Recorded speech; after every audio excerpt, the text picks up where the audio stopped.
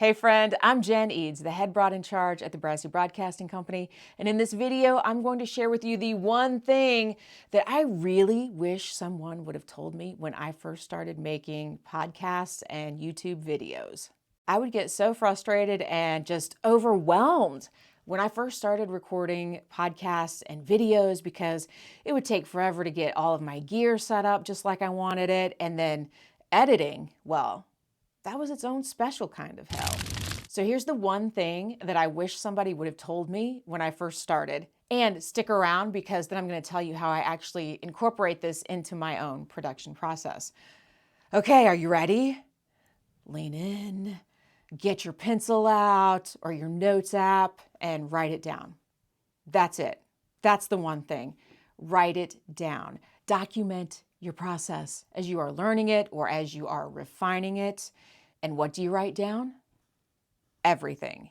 Write down every step, even if it seems ridiculously obvious. Take screenshots, take pictures of your settings, take pictures of your recording setup so you know where your lights go. How bright are they? Where does your microphone go? Where do you set your camera? I've even gone as far to put tape on the floor where I set up my desk and my camera tripod, so it's the same for every video.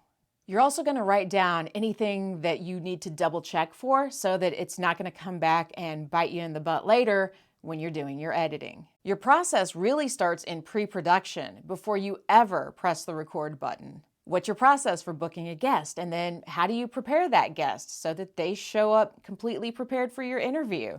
And then how do you prepare for a solo episode? You want to document every step of your process from pre-production all the way out to marketing and promoting that episode.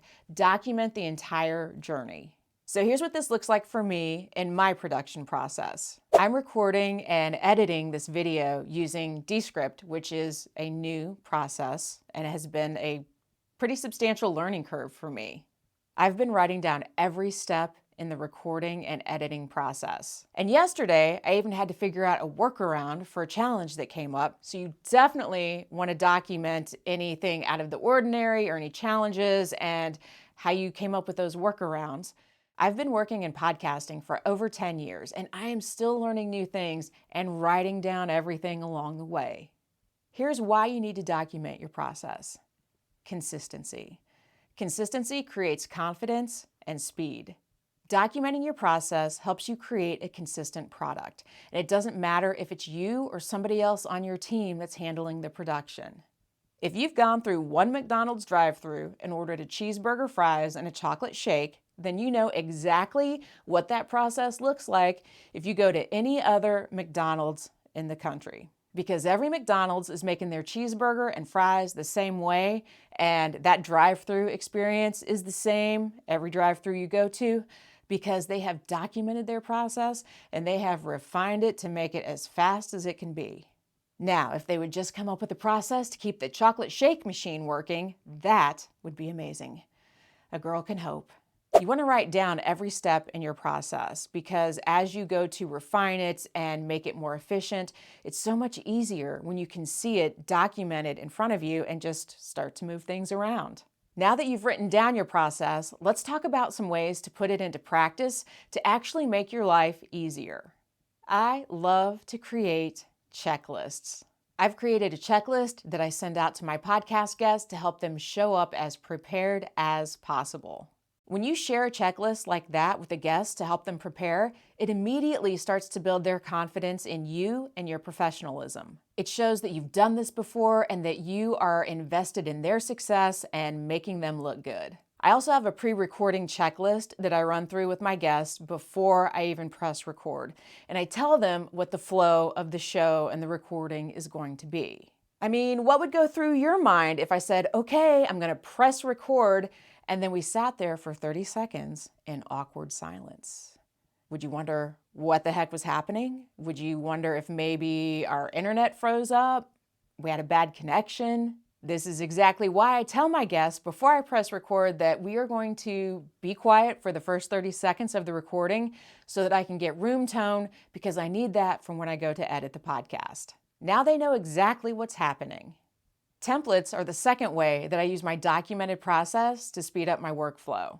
I'm starting to build templates within Descript now so that I'm not starting from scratch every time I go to edit a video or make a promo clip for my podcast.